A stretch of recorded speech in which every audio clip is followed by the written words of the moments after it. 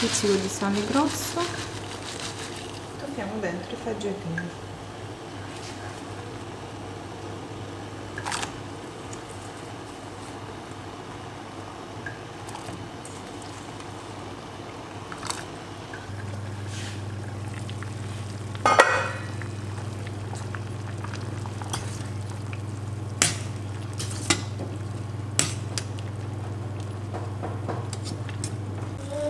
Riportiamo a bollore l'acqua di cottura dei fagiolini e tuffiamo all'interno gli gnocchi.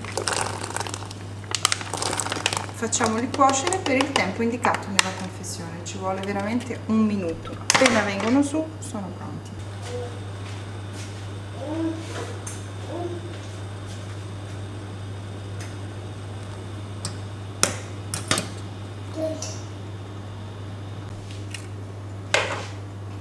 Ecco qua, gli gnocchi sono pronti, scogliamoli e li mettiamo dentro un'insalatiera.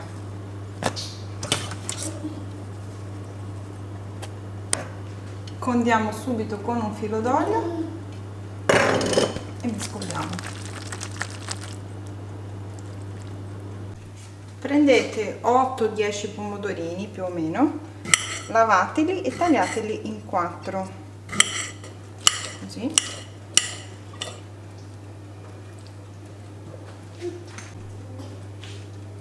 E per finire mezza mozzarella tagliata a dadini.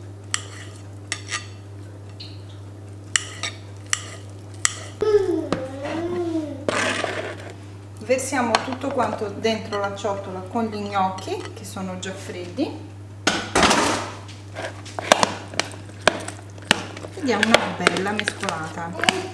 Questa ricetta è nata dal fatto che avevo voglia di insalata di patate e fagiolini, ma non avendo le patate a casa ho pensato di usare gli gnocchi.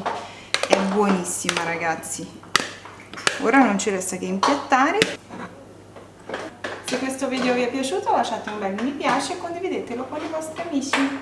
Ciao ciao, vi mando un bacio grande grande e a presto sempre qui su Ricette di Gabby.